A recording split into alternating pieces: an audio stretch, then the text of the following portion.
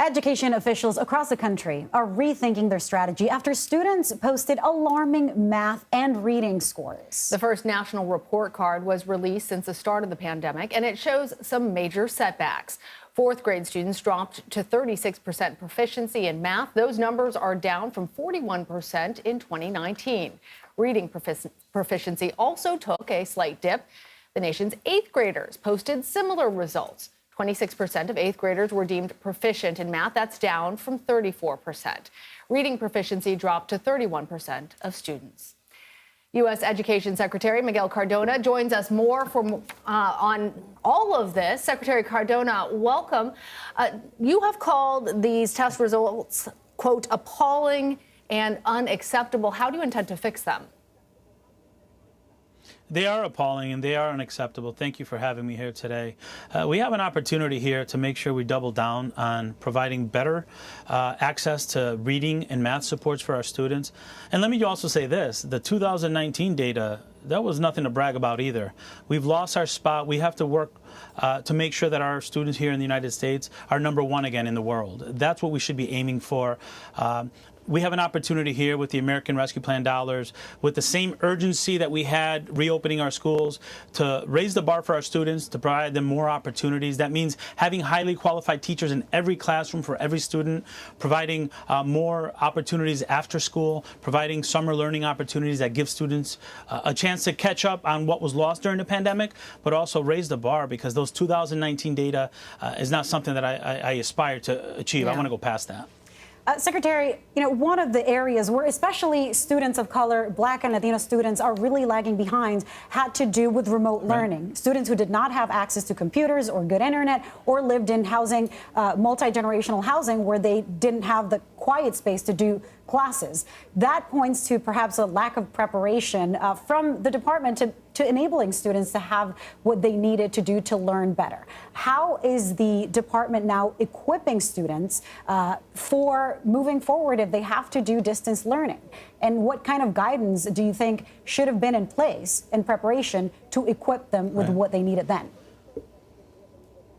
You're right. When I came in as Secretary of Education in March of 2021, a year after the pandemic, there was very little guidance that went out. I was a commissioner in Connecticut. There was very little guidance that went out. Right away, when we got in here, we went from 47% of the schools fully open to close to 100%, maybe 9 months later. We worked hard to pass the bipartisan infrastructure plan that's going to improve broadband access. Through the American Rescue Plan dollars, $130 billion to our K-12 schools, to make sure students have access to technology, and that we provide professional learning opportunities for teachers. What good is a laptop if we're not helping our teachers understand how to use that technology? So we have invested a lot, but that's just the beginning. We need to double down, as I said before, not only at the federal level, but also at the state level. Look, if this is not a wake-up call for governors, 39%, 41%, those are extremely low numbers. We can do better. Our students deserve it. Secretary, I recognize that you only came into your position in 2021, and I want to go back to something you were saying about 2019 and those test scores not being where they should have been anyway. Is this a failure of the Department of Education to actually get our students, regardless of their socioeconomic, race, or cultural background, to where they need to be in this country? Is it a failure of the Department of Education?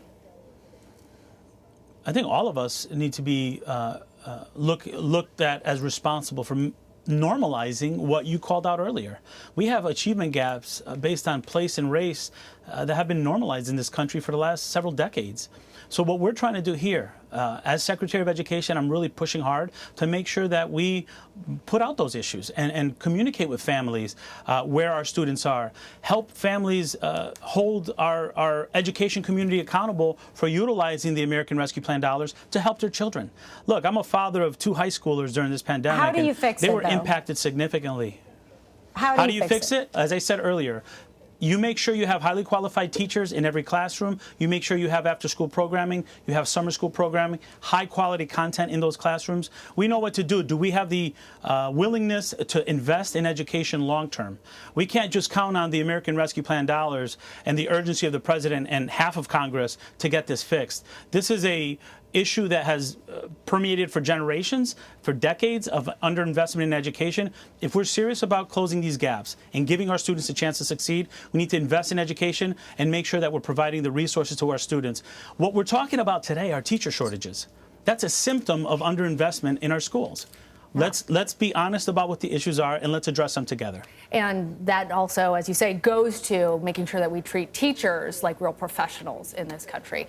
I want to ask you about something else, changing topics a little bit. Roughly 40 million Americans are now in limbo after an appeals court temporarily blocked President Biden's student loan forgiveness program on Friday. How do you plan to continue moving forward with the plan despite this latest roadblock? You know, we're not deterred. We know 40 million people are counting on us to fight for them, and we're going to continue to fight for them. This is a temporary stay right now. We have folks suing us, some Republicans suing us to stop us from providing debt relief to hardworking Americans. And these are people that are trying to live the American dream, and these are also people who are paying for their children's education. Unfortunately, some of these same people that want to block us are people that benefited from loan relief last year with PPP loans. It's hypocrisy at its best. We're not going to stop fighting, and we're going to communicate with those who have applied, and we're still encouraging folks to go to studentaid.gov and apply if you believe you're eligible. And Secretary, just finally, I've been covering the shooting in Uvalde since the day it happened. Yesterday was the 5th month since it happened, and we had another school shooting. This is the area of the Department of Education.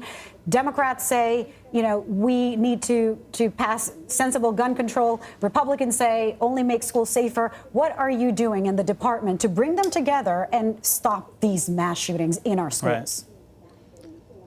Right. Yeah, you know, we're doing a lot to make sure that we're supporting our schools.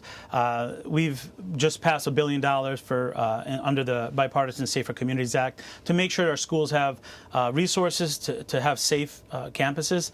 But as you said, you know, community violence spills into the school. We need to have sensible gun legislation so that we limit who has access to guns. It's unfortunate, you know, and my heart goes out to those in St. Louis, to the families of the educator and the student who lost their lives yesterday in the senseless act.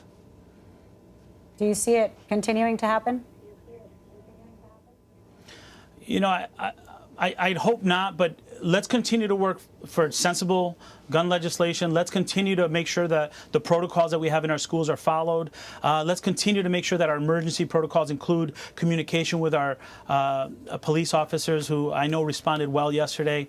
All that put together is what's going to make it safest for our students.